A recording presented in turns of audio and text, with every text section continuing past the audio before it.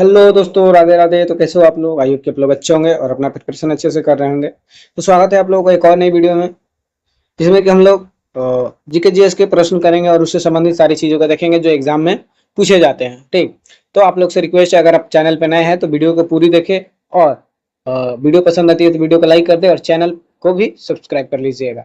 तो ये वीडियो आप अगर बिहार के कोई भी एग्जाम, जैसे मद्य निषेध हो गया, बिहार पुलिस हो गया, बिहार एसआई हो गया, तो इन सभी एग्जामों के लिए काफ़ी बेनिफिट होने वाली है। तो क्या है कि आप लोग थंबनेल में देखा ही होगा किस किस एग्जाम को टारगेट करके ये सीरीज करवाई जा रही है। आप लोग को बता दूं, हर शाम 7 बजे ये वीडियो आती है। तो आप लोग चैनल को सब्सक्राइब कर लीजिए और पहले वाली वीडियो अगर आप लोग ने नहीं देखा है तो उसको आप लोग देख लीजिए। ठीक, जो सब प्लेलिस्ट बना हुआ है, काफ़ी आप लोगों को क्या है कि जीके का स्ट्रॉन्ग हो जाएगा अगर ये सभी सीरीज कर लेते हैं। ठीक, चलिए हम लोग वीडियो स्टार्ट करते हैं ज़्यादा बात ना करते हुए। पहला क्वेश्चन है आज हम लोगों का कि पक्षियों का अध्ययन क्या कहलाता है? पक्षियों का अध्ययन क्या कहलाता है? एंटोमोलॉजी, अर्निथोलॉजी, माइकोलॉजी या फिर इकोलॉजी?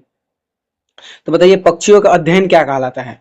तो आप सभी को पता होगा, पक्षियों का अध्ययन जो कहलाता है अर्निथोलॉजी कहलाता है। ठीक ना, पक्षियों का अध्ययन अर्निथोलॉजी कहलाता है, आप सभी को पता होगा। तो चलिए नेक्स्ट क्वेश्चन, नेक्स्ट क्वेश्चन नहीं अभी, और इससे संबंधित सारी चीजें हम लोग देखते हैं। जैसे देखिए, भारत के बर्डमैन, हाँ देखिए, मोस्ट इम्पोर्टेंट सवाल पूछता है कि भारत के बर्डमैन के नाम से किसे जाना जाता है? तो भारत के प्रसिद्ध पक्षी विज्ञानी डॉक्टर सलीम अली को बर्डमैन ऑफ इंडिया कहा जाता है।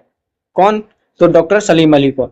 उनकी प्रसिद्ध पुस्तक the book of Indian words है। उनकी प्रसिद्ध पुस्तक क्या है? तो the book of Indian words है। उसके बाद है, पक्षियों के हृदय में कितने कक्ष होते हैं? देखिए, पूछता है कि पक्षियों के हृदय में कितने कक्ष होता है? तो ध्यान रखिएगा, 4 कक्ष होता है। 4 कक्ष होता है पक्षियों के हृदय में। अस्थियां, पक्षियों की हड्डियां खोखली और वायु से भरी होती है, जिन्हें न्यूमैटिक बोन्स कहते हैं, जो उन्हें उड़ने में मदद करती है। तो ये पक्षी से संबंधित जो इंपॉर्टेंट फैक्ट्स हो सकते हैं जिससे कि एग्जाम में प्रश्न बनते हैं, तो उन सारी चीजों को आप लोगों को मैं बता दिया। चलिए अब आगे देखिए क्या है। तो अब सभी देख लेते हैं। इक्थियोलॉजी, इक्थियोलॉजी जो है ये मछलियों का अध्ययन, इक्थियोलॉजी मछलियों का अध्ययन को कहा जाता है। ओफियोलॉजी, ओफियोलॉजी सांपों का अध्ययन, ओफियोलॉजी सांपों का अध्ययन, ओफियोलॉजी सांपों का अध्ययन। एंथोलॉजी, फूलों का अध्ययन, एंथोलॉजी फूलों का अध्ययन, एंथोलॉजी फूलों का अध्ययन। पोमोलॉजी फलों का अध्ययन, पोमोलॉजी फलों का अध्ययन। हेमेटोलॉजी, हेमेटोलॉजी रक्त का अध्ययन, हेमेटोलॉजी रक्त का अध्ययन, हेमेटोलॉजी रक्त का अध्ययन। एपीकल्चर मधुमक्खी पालन का अध्ययन, एपीकल्चर मधुमक्खी पालन का अध्ययन। उसके बाद देखिए हर्पेटोलॉजी, हर्पेटोलॉजी उभयचर और सरीसृपों, सरीसृपों का अध्ययन, उभयचर और सरीसृप का अध्ययन। उभयचर मतलब आप समझते होंगे, जो जमीन और पानी दोनों में रहते हैं उसे उभयचर कहा जाता है। और सरीसृप जो रेंग कर चलते हैं, तो इन दोनों का अध्ययन क्या कहलाता है? तो हर्पेटोलॉजी कहलाता है। उसके बाद है पिसिकल्चर, पिसिकल्चर ये मछलियों के व्यवसायिक पालन, मछलियों के व्यवसायिक पालन को क्या कहा जाता है? पिसिकल्चर। डेंड्रोलॉजी, डेंड्रोलॉजी वृक्षों और झाड़ियों का अध्ययन डेंड्रोलॉजी कहलाता है। वृक्षों और झाड़ियों का अध्ययन डेंड्रोलॉजी कहलाता है।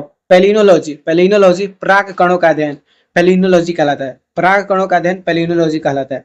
बैक्टीरियोलॉजी, जीवाणुओं का अध्ययन बैक्टीरियोलॉजी कहलाता है। जीवाणुओं का अध्ययन बैक्टीरियोलॉजी, जीवाणुओं का अध्ययन बैक्टीरियोलॉजी। वायरोलॉजी, वायरोलॉजी विषाणुओं का अध्ययन वायरोलॉजी, विषाणुओं का अध्ययन वायरोलॉजी। सेरिकल्चर, रेशम के कीड़े का पालन सेरिकल्चर कहलाता है। रेशम के कीड़े का पालन सेरिकल्चर कहलाता है। विटिकल्चर, अंगूर की खेती का अध्ययन विटिकल्चर, अंगूर की खेती का अध्ययन विटिकल्चर कहलाता है। अंगूर की खेती का अध्ययन विटिकल्चर। उसके बाद देखिए पेलियोंटोलॉजी, पेलियोंटोलॉजी ये जिस्मों का अध्ययन, पेलियोंटोलॉजी जिस्म, सॉरी जिस्म बोल रहे हैं, जीवाश्मों का अध्ययन, जीवाश्मों का अध्ययन क्या कहलाता है? तो पेलियोंटोलॉजी। सोलॉजी, सोलॉजी छिपकलियों का अध्ययन, सोलॉजी क्या कहलाता है? तो छिपकलियों का अध्ययन। कॉस्मोलॉजी, कॉस्मोलॉजी ब्रह्मांड का अध्ययन, कॉस्मोलॉजी ब्रह्मांड का अध्ययन। तो ये सभी अध्ययन आप लोग ध्यान रखिएगा, ये सभी एग्जाम्स के लिए काफी इंपॉर्टेंट है। ठीक, तो आप लोगों को कैसी लगी इतनी वीडियो? लाइक अगर अच्छी लगी है तो लाइक जरूर करिए। इसके बाद देखिए डेमोग्राफी, डेमोग्राफी क्या कहलाता है? तो जनसंख्या का सांख्यिकी अध्ययन, जनसंख्या का सांख्यिकी अध्ययन डेमोग्राफी कहलाता है। चलिए नेक्स्ट क्वेश्चन है हम लोगों का, तरंगदैर्घ्य का एसआई मात्रक क्या होता है? तरंगदैर्घ्य का एसआई मात्रक क्या होता है? हर्ट्ज, मीटर, एम्पियर या फिर कैंडेला? तो बताइए तरंगदैर्घ्य का एसआई मात्रक क्या होता है? तो आप सभी को बता दो तरंगदैर्घ्य क्या है। तो यह एक दूरी है, तरंगदैर्घ्य क्या है? यह एक दूरी है, तो इसलिए इसका एसआई मात्रक जो हो जाएगा मीटर हो जाएगा। तरंगदैर्घ्य एक दूरी है, यह एसआई मात्रक इसका मीटर हो जाएगा। अब देखिए तरंगदैर्घ्य क्या है? तो दो क्रमिक श्रृंग या गर्तों के बीच की दूरी को तरंगदैर्घ्य कहते हैं। तो आप लोग ये ऐसे समझिए, ये ध्वनि क्या है कि चल रही है, ठीक। तो देखिए यहां से लेकर यहां तक की बीच की दूरी को हम लोग क्या कहते हैं, तरंगदैर्घ्य कहते हैं, ठीक ना। तो ये दूरी ही है, इस वजह से ये क्या है, इसको कहा जाता है। तो इसका ऐसा ही मात्रक दूरी ही होगा, सॉरी मीटर ही होगा, ठीक ना। तो ऐसे आप लोग ध्यान रखिएगा। और क्या है, तो चूंकि यह मूलतः एक दूरी है, इसलिए इसका एसआई मात्रक मीटर होता है और इसे ग्रीक अक्षर में लैम्डा से दर्शाया जाता है। ग्रीक अक्षर में कैसे होता है, देखिए ऐसे होता है, ठीक ना। ये लैम्डा है, ध्यान रखिएगा, ये लैम्डा है, ऐसे इसको दर्शाया जाता है। एंगस्ट्रम, प्रकाश की तरंगदैर्घ्य बहुत छोटी है होती है, इसलिए इसे अक्सर एंगस्ट्रम में मापा जाता है। प्रकाश की जो तरंगदैर्घ्य होता है ये सबसे छोटी होता है, इसलिए इसकी दूरी जो है एंगस्ट्रम में मापा जाता है, ध्यान रखिएगा। तो एक एंगस्ट्रम बराबर पूछ लेगा तो क्या होगा, तो 10⁻⁻10 मीटर। 10⁻⁻10 मीटर क्या होता है, एक तरंगदैर्घ्य बराबर, एक एंगस्ट्रम बराबर होता है, एक एंगस्ट्रम बराबर होता है। ये चीज आप लोग ध्यान रखिएगा। अब और मात्रक हम लोग देख लेते हैं, जैसे देखिए तरंग, तरंग का ऐसा ही मात्रक मीटर प्रति सेकंड होता है। तरंग वेव का ऐसा ही मात्रक मीटर प्रति सेकंड। तरंग वेव का ऐसा ही मात्रक मीटर प्रति सेकंड। आयाम का ऐसा ही मात्रक मीटर। आयाम का ऐसा ही मात्रक मीटर। आवर्त काल का ऐसा ही मात्रक सेकंड। आवर्त काल का सेकंड। बल का न्यूटन। बल का न्यूटन। कार्य और ऊर्जा का जूल। कार्य और ऊर्जा का जूल। कार्य और ऊर्जा का जूल। शक्ति का वाट। शक्ति का वाट। दाब का पास्कल। दाब का पास्कल। दाब का पास्कल। आवृत्ति का हर्ट्ज। आवृत्ति का हर्ट्ज। आवृत्ति का हर्ट्ज। उसके बाद विद्युत विभवांतर का वोल्ट। विद्युत विभवांतर का वोल्ट। विद्युत विभवांतर का वोल्ट। विद्युत प्रतिरोध का ओम। विद्युत प्रतिरोध का ओम। विद्युत धारिता का फैराडे। विद्युत धारिता का ध्यान रखिए, फैराडे। चुंबकीय फ्लक्स का वेबर। चुंबकीय फ्लक्स का वेबर। चुंबकीय फ्लक्स का वेबर। प्रकत्व। प्रकत्व का हेनरी। प्रकत्व का हेनरी। प्रकत्व का हेनरी, ध्यान रखिएगा। चलिए नेक्स्ट क्वेश्चन हम लोग का है कि इनमें से कौन सा एक उदासीन ऑक्साइड है। इनमें से कौन सा एक उदासीन ऑक्साइड है, क्या कार्बन डाइऑक्साइड या कार्बन मोनोऑक्साइड या फिर एमजीओ यानी कि मैग्नीशियम ऑक्साइड या सल्फर ऑक्साइड। तो इनमें से बताना है कि कौन एक उदासीन ऑक्साइड है। तो ध्यान रखिएगा, कार्बन मोनोऑक्साइड जो है यह एक उदासीन ऑक्साइड है। कार्बन मोनोऑक्साइड यह एक उदासीन ऑक्साइड है। आइए कैसे उदासीन ऑक्साइड होता है आप लोगों को मैं बताता हूँ। तो देखिए ऐसे ऑक्साइड जो ना तो अम्लीय व्यवहार दिखाते हैं और ना ही क्षारीय। तो जाहिर सी बात है, जो अम्लीय और क्षारीय नहीं होता है तो वो उदासीन होता है। तो जो ऑक्साइड अम्लीय और क्षारीय दोनों गुण नहीं दिखाते हैं तो वो क्या होते हैं, उदासीन होते हैं। ये ऑक्साइड जल, अम्ल या क्षार के साथ अभिक्रिया करके लवण नहीं बनाते हैं और लिटमस पेपर के रंग में भी बदलाव नहीं लाते हैं। तो जाहिर सी बात है, ना ये क्षारीय है ना अम्लीय है, तो क्या ये लवण नहीं बनाएंगे और ना ही ये जो लिटमस पेपर होता है इसका रंग भी नहीं बदलेंगे, ठीक। क्योंकि अम्ल ही पेपर का रंग बदलता है और क्षार ही पेपर का रंग बदलता है। उसके बाद देखिए मुख्य उदाहरण, कार्बन मोनोऑक्साइड, ध्यान रखिएगा ये उदासीन ऑक्साइड का उदाहरण है। उसके बाद नाइट्रस ऑक्साइड भी उदासीन है। उसके बाद नाइट्रोजन मोनोऑक्साइड भी उदासीन ऑक्साइड है। उसके बाद जल भी उदासीन ऑक्साइड है। और ये सभी क्या है कि प्रमुख उदासीन ऑक्साइड है। ये चीज आप लोग ध्यान रखिएगा, ठीक ना। मेनली इसका उदाहरण ही पूछता है, उदाहरण आप लोग ध्यान रखिएगा। अब देखिए धातु बनाम अधातु बनाम धातु। अधातुओं के ऑक्साइड अम्लीय जैसे CO2 SO2 होते हैं। तो ध्यान रखिएगा अधातुओं के ऑक्साइड कैसे होते हैं, तो अम्लीय होते हैं। मोस्ट इंपॉर्टेंट सवाल पूछता है कि अधातु के ऑक्साइड कैसे होते हैं, तो उनका प्रकृति अम्लीय होता है। अधातु और अ से अम्लीय, ऐसे ध्यान रखिएगा, अधातु अम्लीय। उसके बाद धातु के ऑक्साइड क्षारीय, ठीक ना। धातु के ऑक्साइड क्षारीय जैसे कि N2O MgO, ठीक ना।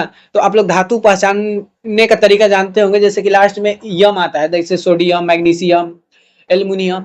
तो आप लोग ऐसा समझ जाइएगा कि इसके जो ऑक्साइड होंगे ये क्या होगा, क्षारीय होगा, धातु का ऑक्साइड।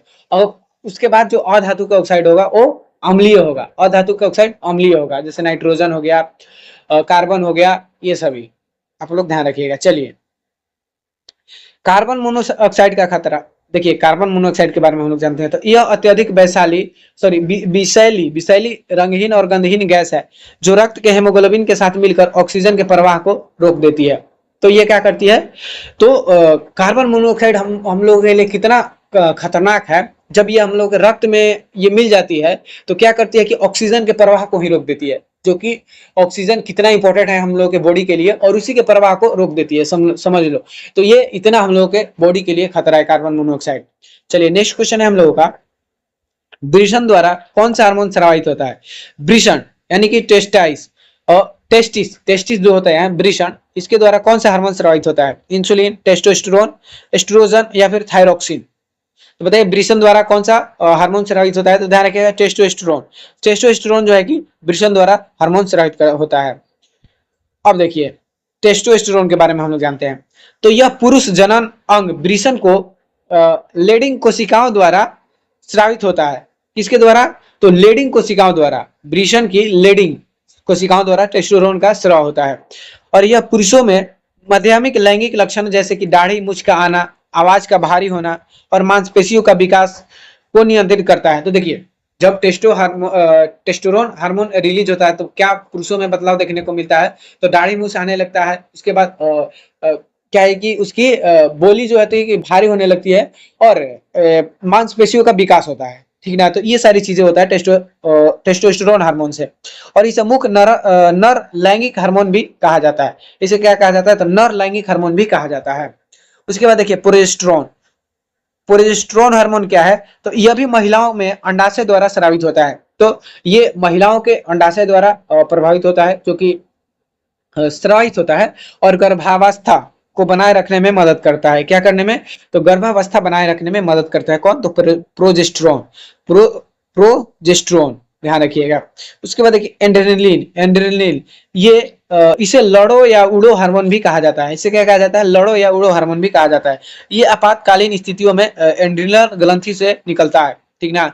जब स्ट्रेस हम लोग डर भय ये सब होता है ना, तो अब ये हार्मोन रिलीज होता है एड्रेनालिन। और ये क्या है कि एड्रिनल ग्रंथि से स्रावित होता है, एड्रिनल ग्रंथि से स्रावित होता है। उसके बाद है पीयूष ग्रंथि।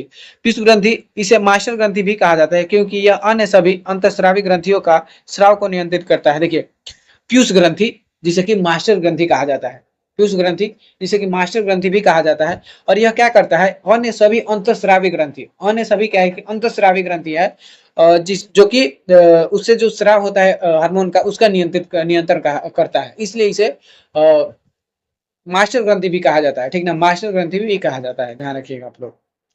अब देखिए उसके बाद एस्ट्रोजन। एस्ट्रोजन हार्मोन यह मुख्य रूप से महिलाओं में अंडाशय द्वारा ही स्रावित होता है, और यह महिलाओं के प्रजनन प्रणाली और माध्यमिक लैंगिक लक्षणों के विकास के लिए जिम्मेवार होता है। तो देखिए एस्ट्रोजन हार्मोन क्या करता है? तो ये अंडाशय द्वारा स्रावित होता है। अभी हम लोग एस्ट्रोजन के बारे में पढ़े हैं ना, एड्रेनलिन और प्रोजेस्टेरोन। अच्छा, प्रोजेस्टेरोन और एस्ट्रोजन दोनों ही महिलाओं में स्रावित होती है, ठीक ना। जो प्रोजेस्टेरोन है ये गर्भावस्था बनाए रखने में मदद करता है, और जो एस्ट्रोजन है ये क्या करता है कि प्रजनन प्रणाली यानी कि जो प्रजनन क्रिया होता है उसके लिए जिम्मेवार होता है एस्ट्रोजन। और माध्यमिक लैंगिक लक्षणों के विकास के लिए जिम्मेवार जो क्या होता है कि महिलाओं में जो परिवर्तन होता है, जैसे कि पुरुष में जो परिवर्तन होता है दाढ़ी मूंछ का आना, जिससे कि वो लगे कि हाँ पुरुष में बदलाव हो रहा है, उसी प्रकार महिलाओं में भी काफी बदलाव देखे जाते हैं। आई होप कि आप लोग समझ पा रहे होंगे क्या क्या बदलाव होता है। वो सारी चीजों के लिए जिम्मेवार कौन होता है? तो एस्ट्रोजन होता है। उसके बाद देखिए थायरोक्सिन। यह गले में स्थित थायराइड ग्रंथि द्वारा स्रावित होता है, और यह शरीर की चयापचय यानी कि मेटाबॉलिज्म दर को नियंत्रित करता है। मेटाबॉलिज्म दर को नियंत्रित, चयापचय क्रिया क्या होता है? तो जो हम लोग भोजन करते हैं, ठीक, तो भोजन पदार्थ से जो भी आवश्यक पोषक पदार्थ है, ठीक, जैसे कार्बोहाइड्रेट, प्रोटीन, विटामिन, इन सभी को जो शरीर अवशोषण करता है उसे ही मेटाबॉलिज्म यानी कि चयापचय क्रिया कहलाता है। और इसी को नियंत्रित कौन करता है? तो थायरोक्सिन करता है, थायरोक्सिन। और यह कहाँ स्थित होता है? तो थायराइड ग्रंथि में स्थित होता है, थायराइड ग्रंथि में स्थित होता है, सॉरी थायराइड ग्रंथि द्वारा स्रावित होता है। उसके बाद देखिए अब नेक्स्ट क्वेश्चन हम लोग का है कि बिहार की दूसरी सबसे बड़ी नदी कौन सी है? बिहार की दूसरी सबसे बड़ी नदी कौन सी है? गंगा, बागमती, कोसी या फिर गंडक? बताइए बिहार की दूसरी सबसे बड़ी गंडक नदी कौन सी है? तो आप सभी को पता होगा दूसरी सबसे बड़ी नदी जो है ये बागमती है। दूसरी सबसे बड़ी नदी बिहार की बागमती है। आइए अब हम लोग देख लेते हैं और नदी, जैसे देखिए गंगा जो है बिहार में इसकी दूरी सबसे अधिक, यानी कि बिहार के नदियों के मुकाबले सबसे अधिक दूरी इसी का है, गंगा का, जो कि लगभग 445 किलोमीटर 445 किलोमीटर दूरी तय करती है ये बिहार में, और बिहार की सबसे लंबी और सबसे बड़ी नदी है बागमती। ये दूसरी सबसे बड़ी नदी है, ये लगभग 394 किलोमीटर तक की ये दूरी रखती है बिहार में, और बिहार के भीतर दूसरी बड़ी सबसे लंबी नदी है बूढ़ी गंडक। इसकी लंबाई लगभग 320 किलोमीटर है, इसकी लंबाई लगभग 320 किलोमीटर है। कोसी है जो ये 260 किलोमीटर लंबी है, कोसी 260 किलोमीटर लंबी है, ध्यान रखिएगा। कोसी को क्या कहा जाता है, बिहार का शोक भी कहा जाता है। गंडक, गंडक जो है लगभग 260 किलोमीटर भी ये लंबी है। अब देखिए बागमती से संबंधित कुछ इंपॉर्टेंट पॉइंट्स हम लोग जान लेते हैं। तो देखिए यह नेपाल की में हिमालय की महाभारत श्रेणी जिसे कि शिवपुर श्रेणी कहा जाता है से निकलती है, ध्यान रखिएगा, हिमालय के महाभारत श्रेणी से निकलती है, और बिहार में यह सीतामढ़ी जिले के रसुलपुर गांव से प्रवेश करती है। कहां से, तो सीतामढ़ी जिले के रसुलपुर गांव से ये प्रवेश करती है बिहार में, और यह एक अत्यंत चंचल नदी है जो अपना मार्ग बदलने के लिए जानी जाती है। अंत में कोसी नदी में मिल जाती है, ये अंत में क्या करती है, तो कोसी नदी में मिल जाती है। नेपाल की राजधानी काठमांडू इसी नदी के तट पर स्थित है, ध्यान रखिएगा। नेपाल के जो राजधानी काठमांडू है वो बागमती नदी के किनारे ही स्थित है। चलिए नेक्स्ट क्वेश्चन है हम लोग का, नेक्स्ट क्वेश्चन, किस मुगल अफगान सम्राट का मकबरा बिहार में स्थित है?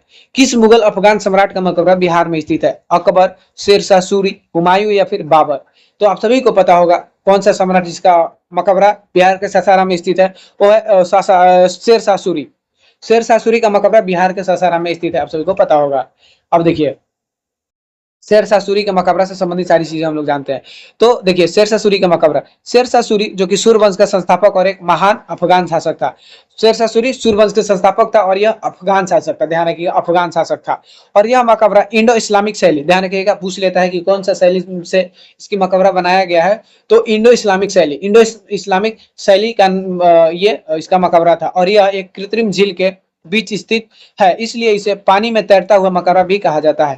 ध्यान रखिएगा यह एक कृत्रिम झील यानी कि मानव द्वारा निर्मित झील में स्थित मकबरा है, इसलिए इसे पानी में तैरता हुआ मकबरा भी कहा जाता है। यह अष्टकोणीय आकार का है, यह कैसा है, तो अष्टकोणीय आकार का है। प्रसिद्ध इतिहासकार कनिंघम ने इसे ताजमहल से भी सुंदर बताया है। जो है कि एक इतिहासकार थे कनिंघम, इन्होंने शेरशाह के मकबरा को ताजमहल से भी सुंदर बताया है।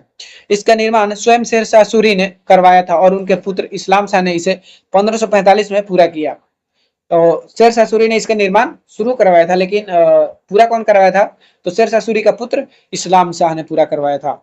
अब कुछ और महत्वपूर्ण मकबरे जो एग्जाम में पूछे जाते हैं उसको हम लोग देख लेते हैं। जैसे देखिए जहांगीर का मकबरा लाहौर शाहदरा पाकिस्तान में है, लाहौर शाहदरा पाकिस्तान में है। उसके बाद शाहजहां का मकबरा आगरा ताजमहल में है, आगरा के ताजमहल में है। औरंगजेब का मकबरा दौलताबाद में है, औरंगजेब का मकबरा दौलताबाद में है, दौलताबाद खुलदाबाद ये महाराष्ट्र में है। बहादुर शाह जफर का मकबरा Rangoon Yangon, Rangoon Yangon Myanmar में है।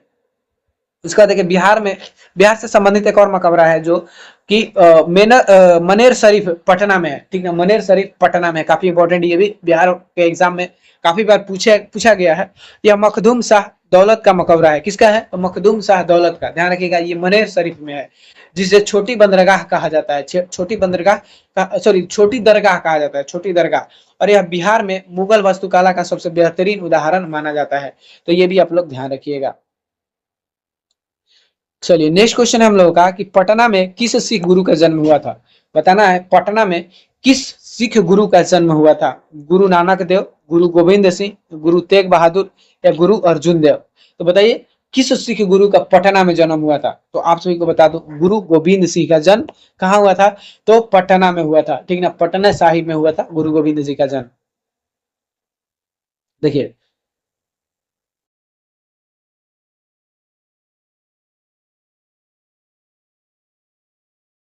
तो हम लोग का बिहार जो है इतिहास की दृष्टि से कितना इंपॉर्टेंट है आप लोग देखिए। बौद्ध धर्म की उत्पत्ति यहीं से होता है, जैन धर्म की उत्पत्ति बिहार के ही धरती से होता है, और देखिए जो सिख धर्म है उसका भी संबंध हमारे बिहार से ही है, जो कि सिख गुरु 10वें जो गुरु थे गुरु गोविंद सिंह, उनका भी जन्म बिहार के पटना में ही हुआ था।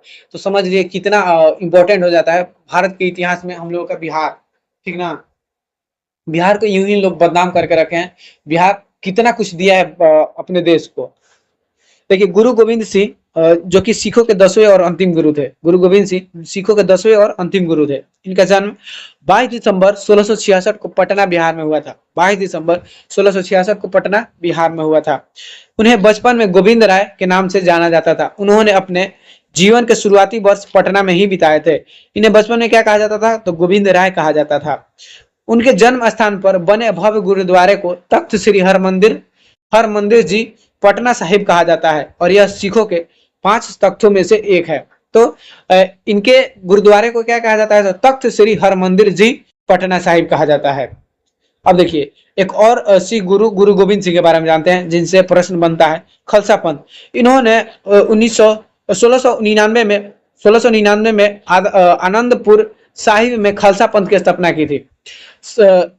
आनंदपुर साहिब में खालसा पंथ की स्थापना की थी। 5 कंकार, इन्होंने सिखों के लिए 5 अनिवार्य प्रतीक बताए, ठीक ना। इन्होंने क्या किया था? तो सिखों के लिए 5 अनिवार्य प्रतीक यानी कि 5 चीज उनको अपने पास हमेशा रखने के लिए बताया। जैसे कि केस आप लोग ज्यादातर देखे होंगे, जो पगड़ी बांधे हुए सिख रहते हैं, उनका बाल जो होता है बड़ा बड़ा होता है। उसके बाद कंघा रखने का वो बताया, काड़ा हमेशा पहनने के लिए, और कछौरा और कृपान ये क्या होता है? अस्त्र होता है साथ, ठीक ना। कछौरा और कृपान धारण करने को आदेश दिया। उसके बाद देखिए गुरु नानक देव और गुरु तेग बहादुर, इन दोनों ने भी बिहार, पटना, गया और राजगीर का यात्रा की थी। और राजगीर में गुरु नानक देव से संबंधित गुरु नानक कुंड भी है। तो देखिए गुरु नानक कुंड राजगीर में, ध्यान रखिएगा, है गुरु नानक कुंड कहां पर है? तो राजगीर में है। तो ये सिख गुरु से संबंधित इंपॉर्टेंट चीज थी, आप लोग ध्यान रखिएगा।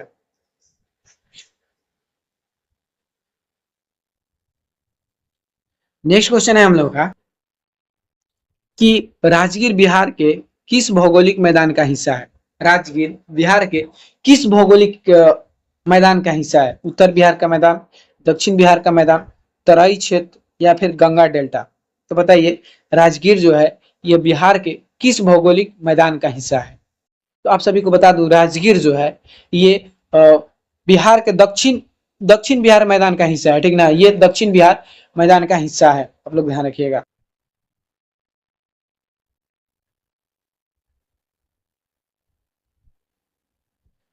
देखिए राजगीर बिहार के नालंदा जिला में स्थित है। कहां पर है? तो नालंदा जिला में स्थित है। नालंदा जिला गंगा नदी के दक्षिण में पड़ता है, इसलिए यह दक्षिण बिहार के मैदान का हिस्सा है। राजगीर क्या है? तो दक्षिण बिहार के मैदान का हिस्सा है।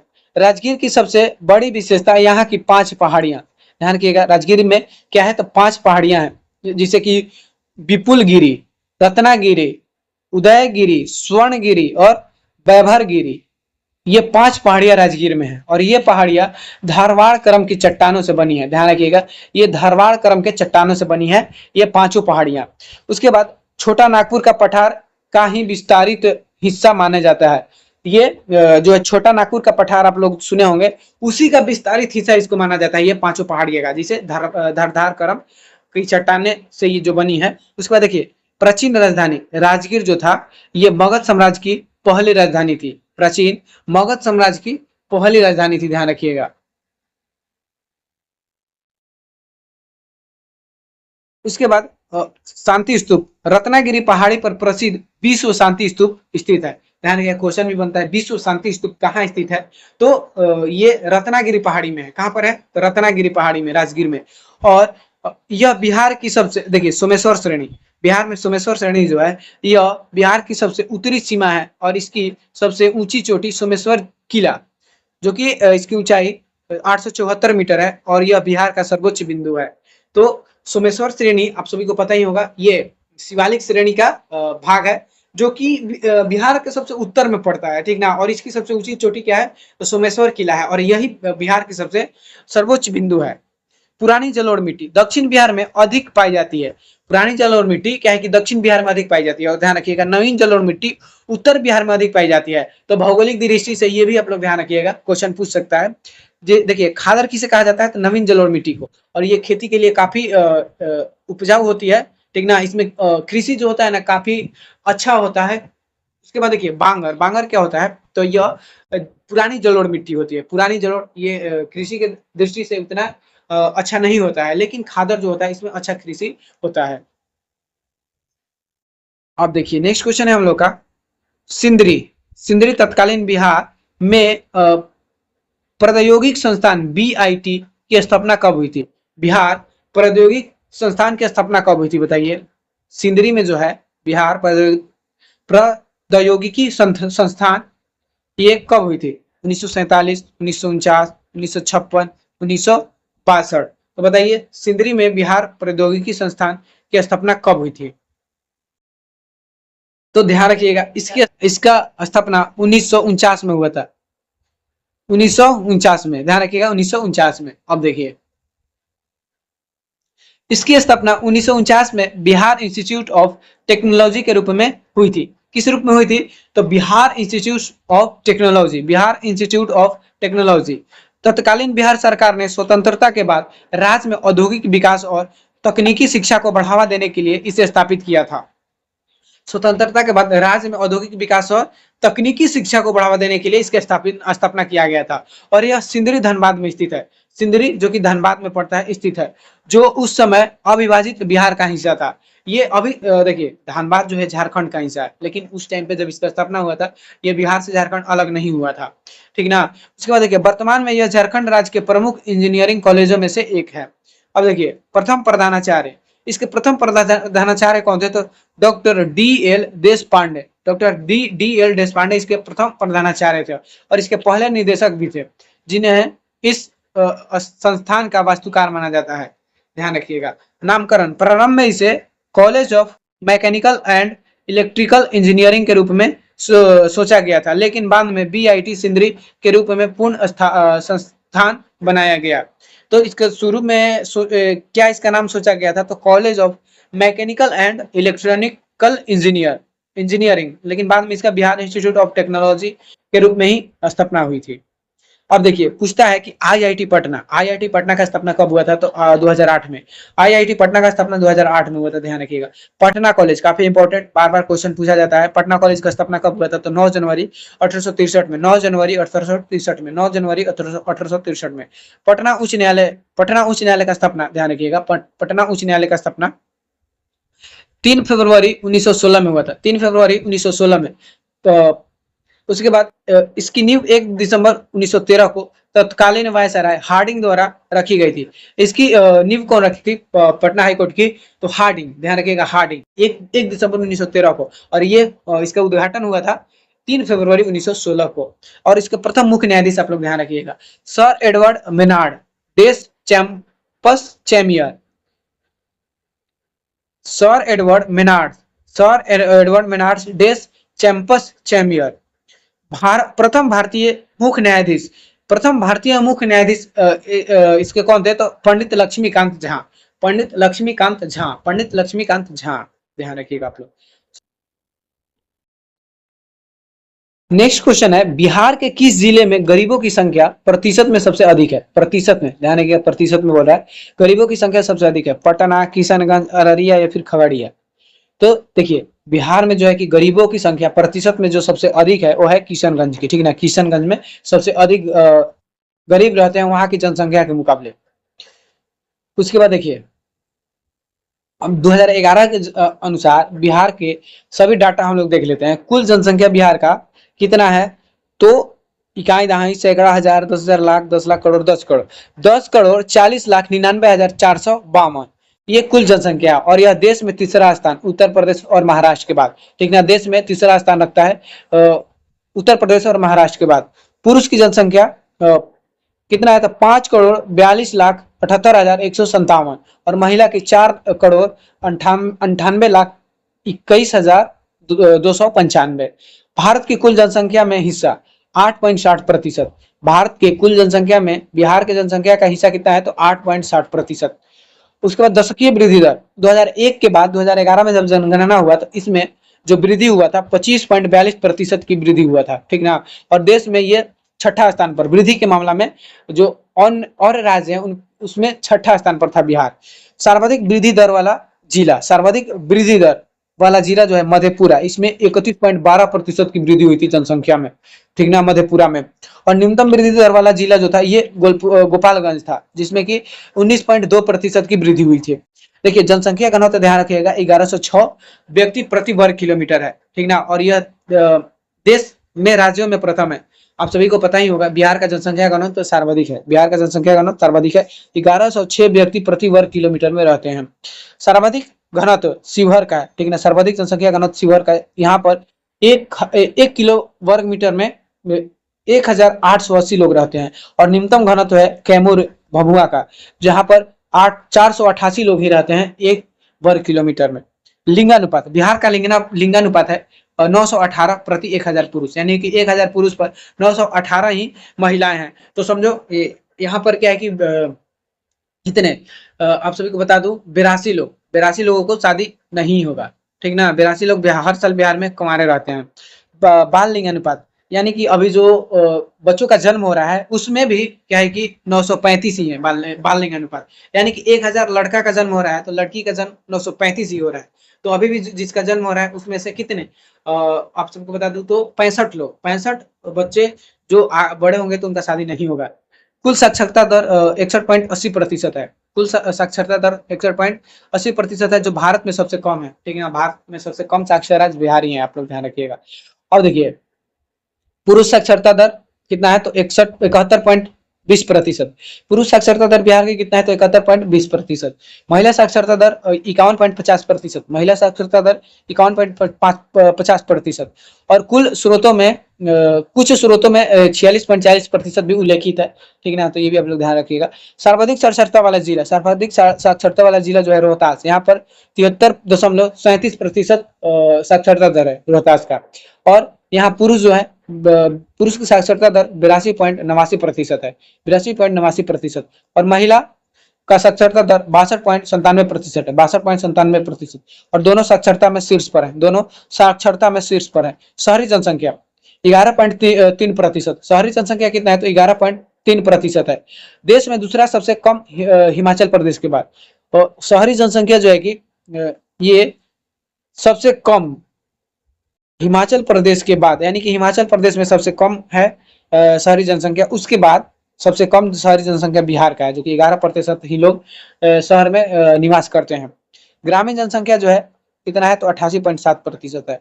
सर्वाधिक आबादी वाला जिला पटना है, सर्वाधिक आबादी वाला जिला पटना है। न्यूनतम आबादी वाला जिला शेखपुरा है, न्यूनतम आबादी वाला जिला शेखपुरा है। तो ये सारे डाटा आप लोग ध्यान रखिएगा, ठीक ना, काफी इंपॉर्टेंट हो जाता है। चलिए नेक्स्ट क्वेश्चन है हम लोगों का कि रिहंद बांध किस राज्य में स्थित है। रिहंद बांध किस राज्य में स्थित है। बिहार, मध्य प्रदेश, उत्तर प्रदेश या फिर राजस्थान। बताइए रिहंद बांध किस राज्य में स्थित है। तो आप सभी को बता दूं रिहंद बांध जो है ये उत्तर प्रदेश में है, रिहंद बांध उत्तर प्रदेश में है, रिहंद बांध उत्तर प्रदेश में। देखिए यह उत्तर प्रदेश के सोनभद्र जिले के पिपरी नामक स्थान पर स्थित है। कहां पर है तो सोनभद्र जिले के पिपरी नामक स्थान पर है। और यह रिहंद नदी पर बना है। कहां पर तो यह रिहंद नदी पर बना है, जो सोन नदी के एक प्रमुख सहायक नदी है, जो सोन नदी के एक प्रमुख सहायक नदी है। उसके बाद देखिए इसका अन्य नाम, इसे गोविंद बल्लभ पंत सागर बांध से के नाम से भी जाना जाता है। इसे गोविंद बल्लभ पंत सागर बांध के नाम से भी जाना जाता है। उसके बाद देखिए गोविंद बल्लभ पंत जलाशय, ये क्या है तो बांध के पीछे बनी एक विशाल कृत्रिम झील है। ये जो बांध है इसके पीछे ही एक बना कृत्रिम झील है, जिसे कि गोविंद बल्लभ पंत सागर झील कहा जाता है। यह भारत की सबसे बड़ी कृत्रिम झील मानी जाती है, ठीक ना। यह भारत की सबसे बड़ी कृत्रिम झील मानी जाती है। गोविंद पलंत पे पलंत बार बार बोला जा रहा है हमसे, गोविंद बल्लभ पंत। राजस्थान, यहाँ राणा प्रताप सागर और जवाहर सागर बांध स्थित है, जो कि चंबल नदी पर है। राणा प्रताप सागर और जवाहर सागर बांध चंबल नदी पर स्थित है। मध्य प्रदेश में सागर बांध चंबल नदी पर और इंदिरा सागर बांध सॉरी गांधी सागर बांध चंबल नदी पर और इंदिरा सागर बांध ये नर्मदा नदी पर है। मध्य प्रदेश में कौन कौन से बांध है तो गांधी सागर और इंदिरा सागर। तो गांधी सागर चंबल नदी और इंदिरा सागर बांध जो है कि नर्मदा नदी, ध्यान रखिएगा आप। नेक्स्ट क्वेश्चन हम लोग का है कि भारत में शहीद दिवस मुख्य रूप से किस तिथि को मनाया जाता है। भारत में शहीद दिवस मुख्य रूप से किस तिथि को मनाया जाता है बताइए। 15 अगस्त, 30 जनवरी, 26 जनवरी या फिर 2 अक्टूबर। तो काफी इजी सवाल है, आप सब कर लिए होंगे। इसका सही आंसर हो जाएगा 30 जनवरी, ठीक है ना। भारत में शहीद दिवस 30 जनवरी को मनाया जाता है। अब देखिए अब हम लोग महत्वपूर्ण राष्ट्रीय दिवस हम लोग देखेंगे। ठीक ना। चलो आप सभी को पूरे राष्ट्रीय दिवस याद करवाते हैं। 9 जनवरी, 9 जनवरी को प्रवासी भारतीय दिवस मनाया जाता है। प्रवासी भारतीय दिवस 1915 में इसी दिन गांधी जी दक्षिण अफ्रीका से भारत लौटे थे। ठीक ना, इसी दिन क्या हुआ था, तो गांधी जी दक्षिण अफ्रीका से भारत लौटे थे। 12 जनवरी को राष्ट्रीय युवा दिवस मनाया जाता है। 12 जनवरी को राष्ट्रीय युवा दिवस स्वामी विवेकानंद की जयंती पर, स्वामी विवेकानंद की जयंती पर। तो 23 जनवरी को पराक्रम दिवस, 23 जनवरी को पराक्रम दिवस नेताजी सुभाष चंद्र बोस की जयंती पर। 25 जनवरी को राष्ट्रीय मतदाता दिवस, 25 जनवरी को राष्ट्रीय मतदाता दिवस। और इसी दिन 1950 को क्या हुआ था, तो चुनाव आयोग की स्थापना हुआ था 25 जनवरी को। ठीक ना, इसी वजह से राष्ट्रीय मतदाता दिवस 25 जनवरी को मनाया जाता है। 30 जनवरी शहीद दिवस, महात्मा गांधी के पुण्यतिथि के रूप में मनाया जाता है शहीद दिवस। और उसके बाद देखिए 28 जनवरी, 28 जनवरी राष्ट्रीय विज्ञान दिवस, 28 जनवरी को राष्ट्रीय विज्ञान दिवस। सीवी रमन द्वारा रमन प्रभाव की खोज की याद में, सीवी रमन द्वारा रमन प्रभाव की खोज की याद में राष्ट्रीय विज्ञान दिवस मनाया जाता है। 23 मार्च, 23 मार्च को शहीद दिवस, 23 मार्च को भी शहीद दिवस मनाया जाता है। क्यों, देखिए, तो इस दिन भगत सिंह, सुखदेव और राजगुरु का शहादत दिवस, यानी कि भगत सिंह, सुखदेव और राजगुरु का इसी दिन फांसी हुआ था। 23 मार्च 1931 को, 23 मार्च 1931 को ध्यान रखिएगा।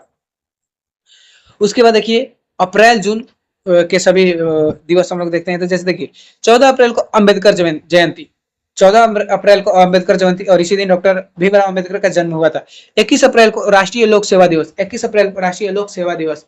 24 अप्रैल को राष्ट्रीय पंचायती राज दिवस, 24 अप्रैल को राष्ट्रीय पंचायती राज दिवस मनाया जाता है। और 73वें संविधान संशोधन लागू हो के याद में इसी दिन क्या होता है, 73वें संविधान संशोधन लागू हुआ था, जिसके तहत ये पंचायती राज को संवैधानिक दर्जा दिया गया था 73वें संविधान संशोधन द्वारा।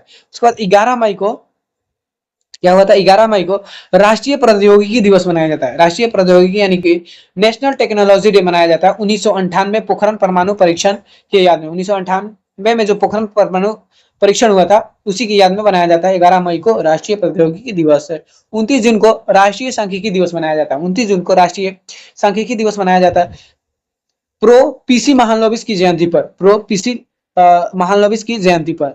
अब देखिए आगे क्या है, तो आगे है कि 11 जुलाई को राष्ट्रीय चिकित्सा दिवस, 11 जुलाई को यानी कि डॉक्टर दिवस इसी दिन मनाया जाता है। डॉक्टर बीसी रॉय की जयंती पर, डॉक्टर बीसी रॉय की जयंती पर इसी दिन जीएसटी दिवस भी मनाया जाता है। जीएसटी दिवस भी 1 जुलाई को ही मनाया जाता है। 7 अगस्त को राष्ट्रीय भाला फेंक दिवस, 7 अगस्त को राष्ट्रीय भाला फेंक दिवस मनाया जाता है। और नीरज चोपड़ा के टोक्यो ओलंपिक स्वर्ण पदक की याद में और राष्ट्रीय हथकरघा दिवस भी 7 अगस्त को मनाया जाता है। देखिए 7 अगस्त को 2 चीज मनाया जाता है, राष्ट्रीय हथकरघा दिवस और भाला फेंक दिवस। इसी दिन क्या है कि नीरज चोपड़ा ने भाला फेंक में क्या जीता था, तो स्वर्ण पदक जीता था टोक्यो ओलंपिक में, ध्यान रखिएगा टोक्यो ओलंपिक में। 23 अगस्त को राष्ट्रीय अंतरिक्ष दिवस मनाया जाता है। 23 अगस्त को राष्ट्रीय अंतरिक्ष दिवस मनाया जाता है चंद्रयान 3 की विश्व शक्ति पावर पॉइंट पर सफल लैंडिंग की याद में। तो आप सभी को पता ही होगा चंद्रयान 3 जो कि स्पेस में लैंडिंग किया था, जिसे कि शिव शक्ति पॉइंट, जिस जगह पे लैंडिंग किया था उसको शिव शक्ति पॉइंट कहा जाता है। और उसी की याद में 23 अगस्त को राष्ट्रीय अंतरिक्ष दिवस मनाया जाता है। उसके बाद 29 अगस्त को राष्ट्रीय खेल दिवस मनाया जाता है। 29 अगस्त को राष्ट्रीय खेल दिवस मनाया जाता है हॉकी के जादूगर मेजर ध्यानचंद की जयंती पर, हॉकी के जादूगर मेजर ध्यानचंद की जयंती पर। 5 सितंबर को शिक्षक दिवस मनाया जाता है। 5 सितंबर को शिक्षक दिवस मनाया जाता है डॉक्टर सर्वपल्ली राधाकृष्णन की जयंती पर, डॉक्टर सर्वपल्ली राधाकृष्णन की जयंती पर। 14 सितंबर को राष्ट्रीय हिंदी दिवस मनाया जाता है। 14 सितंबर को राष्ट्रीय हिंदी दिवस मनाया जाता है 1949 में हिंदी को राजभाषा घोषित किए जाने के उपलक्ष्य में, यानी कि हिंदी को इसी दिन क्या किया था, तो राजभाषा घोषित किया गया था 1949 में। ठीक ना, 14 सितंबर 1949 को हिंदी को राष्ट्रभाषा घोषित किया गया था, ध्यान रखिएगा। अक्टूबर से दिसंबर, 2 अक्टूबर को गांधी जयंती और लाल बहादुर शास्त्री जयंती मनाया जाता है। 2 अक्टूबर को गांधी जयंती और लाल बहादुर शास्त्री जयंती मनाया जाता है 2 अक्टूबर को। अब देखिए नेक्स्ट है 8 अक्टूबर को भारतीय वायुसेना दिवस, 8 अक्टूबर को भारतीय वायुसेना दिवस मनाया जाता है। 31 अक्टूबर को राष्ट्रीय एकता दिवस, 31 अक्टूबर को राष्ट्रीय एकता दिवस सरदार वल्लभ भाई पटेल की जयंती के पर मनाया जाता है। 31 अक्टूबर को राष्ट्रीय एकता दिवस सरदार वल्लभ भाई पटेल की जयंती पर मनाया जाता है। 11 नवंबर को राष्ट्रीय शिक्षा दिवस, 11 नवंबर को राष्ट्रीय शिक्षा दिवस मनाया जाता है। और भारत के पहले शिक्षा मंत्री मौलाना अब्दुल कलाम आजाद की जयंती पर 11 नवंबर को राष्ट्रीय शिक्षा दिवस मनाया जाता है। भारत के पहले शिक्षा मंत्री मौलाना अब्दुल कलाम आजाद की जयंती पर। 26 नवंबर को राष्ट्रीय संविधान दिवस मनाया जाता है। 26 नवंबर को राष्ट्रीय संविधान दिवस मनाया जाता है 1949 में संविधान सभा द्वारा संविधान अपनाए जाने की याद में। इस दिन क्या हुआ था, तो 1949 में संविधान सभा द्वारा संविधान अपनाए जाने की याद में, यानी कि 26 नवंबर को संविधान बनकर तैयार हुआ था और भारत क्या बोलते हैं कि संविधान सभा द्वारा ये संविधान को अपनाया गया था, ठीक ना। और डॉक्टर वर्गीज कुरियन की जयंती भी कब है? 26 नवंबर को डॉक्टर वर्गीज कुरियन। उसके बाद देखिए 14 दिसंबर को भारतीय नौसेना दिवस मनाया जाता है। 4 दिसंबर को भारतीय नौसेना दिवस मनाया जाता है। 23 दिसंबर को राष्ट्रीय किसान दिवस 23 दिसंबर को राष्ट्रीय किसान दिवस मनाया जाता है। पूर्व प्रधानमंत्री चौधरी चरण सिंह की जयंती पर राष्ट्रीय किसान दिवस मनाया जाता है 23 दिसंबर को। 25 दिसंबर को सुशासन दिवस मनाया जाता है। 25 दिसंबर को सुशासन दिवस मनाया जाता है अटल बिहारी वाजपेयी की जयंती पर। चलिए, नेक्स्ट क्वेश्चन है हम लोग का, किस संविधान संशोधन के द्वारा 8वीं अनुसूची में बोडो, डोगरी, मैथिली, संथाली भाषाओं को जोड़ा गया था? तो किस संविधान संशोधन द्वारा इन सभी भाषाओं को जोड़ा गया था? 21वां संविधान संशोधन, 71वां संविधान संशोधन, 92वां संविधान संशोधन या फिर 101वां संविधान संशोधन? तो देखिए इसके लिए जो संविधान संशोधन किया गया था वो था 92वां संविधान संशोधन, ठीक ना, 92वां संविधान संशोधन। देखिए इसके द्वारा संविधान की 8वीं अनुसूची में 4 नई भाषाएं जोड़ी गई थी, बोडो, डोगरी, मैथिली, संथाली, ठीक ना। और हाँ देखिए याद रखने के लिए ट्रिक जो है बीडीएमएस, ठीक ना, 92वां संविधान संशोधन द्वारा बीडीएमएस को जोड़ा गया था। उसके बाद देखिए इन 4 भाषाओं के जोड़ने के बाद आधिकारिक भाषाओं की कुल संख्या 18 हो गया था, जो 18 से बढ़कर 22 हो गया था, ठीक ना। इन 4 भाषाओं को जोड़ने के बाद 18 से 22, जो कि अभी तत्काल में भी 22 ही भाषा है। अब देखिए और सभी भाषाएं जो जोड़े गए थे, क्योंकि मूल रूप से 14 ही भाषा थी, ठीक ना, संविधान में। उसके बाद कई भाषाएं जोड़े गए, जैसे देखिए 8वीं अनुसूची का भाषा का इतिहास, मूल संविधान में केवल 14 ही भाषाएं थी और बाद में 3 संशोधनों के माध्यम से 8 नई भाषाएं जोड़ा गया। 21वां संविधान संशोधन, इसके द्वारा सिंधी भाषा को 15वीं भाषा के रूप में जोड़ा गया था। सिंधी भाषा को 15वीं भाषा के रूप में जोड़ा गया। इसके बाद 71वां संविधान संशोधन, जो कि 1992 में हुआ था। 71वां संविधान संशोधन 1992 में हुआ था। इसके द्वारा 3 भाषाओं को जोड़ा गया था। 3 भाषाओं को, कोंकणी, मणिपुरी और नेपाली। उसके बाद देखिए 92वां संविधान, जो कि 2003 में हुआ था। 92वां संविधान संशोधन 2003 में हुआ था। इसके द्वारा 4 भाषाएं, जो बीडीएमएस, बोडो, डोगरी, मैथिली, संथाली को जोड़ा गया था, जो कि अब कुल 12 भाषा है, ठीक ना। 8वीं अनुसूची में कुल 22 भाषाएं हैं, ठीक ना, ध्यान रखिएगा 22 भाषाएं। नेक्स्ट क्वेश्चन है हम लोगों का, एक सींग वाला गैंडा मुख्य रूप से भारत के किस राज्य में पाया जाता है? एक सींग वाला गैंडा मुख्य रूप से भारत के किस राज्य में पाया जाता है? असम, पश्चिम बंगाल, गुजरात या फिर कर्नाटक?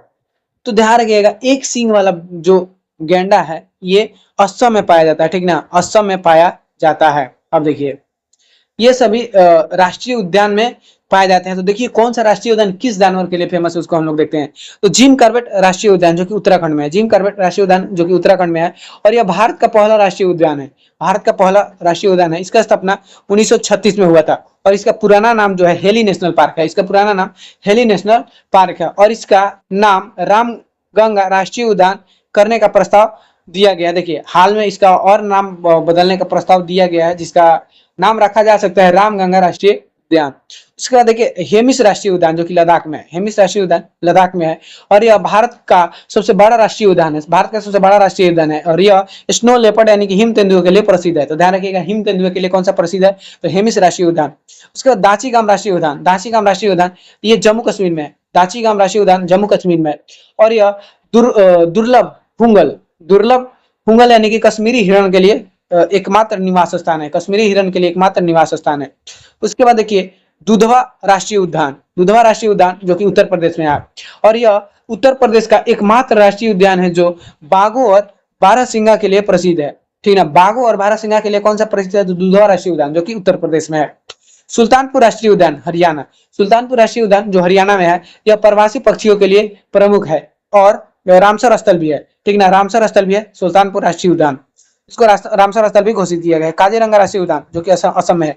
देखिए यही क्वेश्चन था, काजीरंगा राष्ट्रीय उद्यान असम वाला जो है यह एक सिंग वाले गैंडा के लिए प्रसिद्ध है। एक सिंग वाले गैंडा के लिए प्रसिद्ध है और यह यूनेस्को के विश्व धरोहर स्थल में भी शामिल है। यूनेस्को के विश्व धरोहर स्थल में भी शामिल है। उसके बाद है मानस राष्ट्रीय उद्यान, मानस राष्ट्रीय उद्यान भी असम में ही है और यह हाथी रिजर्व, बाघ रिजर्व भी है, यानी कि यहाँ पर हाथी और बाघ दोनों पाए जाते हैं और यह यूनेस्को धरोहर स्थल में भी शामिल है। उसके बाद है केबुल लामजाओ राष्ट्रीय उद्यान, केबुल लामजाओ राष्ट्रीय उद्यान जो कि मणिपुर में है, केबुल लामजाओ राष्ट्रीय उद्यान मणिपुर, यह लोकटक झील पर स्थित दुनिया का एकमात्र तैरता हुआ राष्ट्रीय उद्यान है।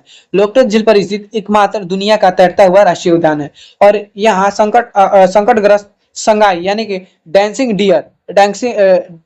डियर पाई जाती है। संघाई हिरन जो है ये यहीं पर पाई जाती है। वाल्मीकि राष्ट्रीय उद्यान जो कि बिहार में है, इंपॉर्टेंट बिहार के लिए, यह बिहार का एकमात्र राष्ट्रीय उद्यान है और बाघ अभ्यारण्य है, ठीक है। बिहार का एकमात्र राष्ट्रीय उद्यान और बाघ अभ्यारण्य यही है जो पश्चिमी चंपारण जिले में स्थित है, पश्चिमी चंपारण जिले में स्थित है। सुंदरबन राष्ट्रीय उद्यान पश्चिम बंगाल, सुंदरबन राष्ट्रीय उद्यान पश्चिम बंगाल, यह रॉयल बंगाल टाइगर और मैंग्रोव वन के लिए प्रसिद्ध है। यह रॉयल बंगाल टाइगर एवं मैंग्रोव वनों के लिए प्रसिद्ध है। भितरकनिका राष्ट्रीय उद्यान उड़ीसा, भितरकनिका राष्ट्रीय उद्यान उड़ीसा, यह खारे पानी के मगरमच्छों और ओलिव रिडले कछुआ के लिए प्रसिद्ध है। तो देखिए भितरकनिका राष्ट्रीय उद्यान जो उड़ीसा में है ये किसके लिए प्रसिद्ध है? तो मगरमच्छ और ओलिव रिडल कछुआ के लिए, मगरमच्छ और ओलिव रिडल कछुआ के लिए प्रसिद्ध है। तो हम लोग का यहीं पे क्वेश्चन समाप्त होते हैं, ठीक ना।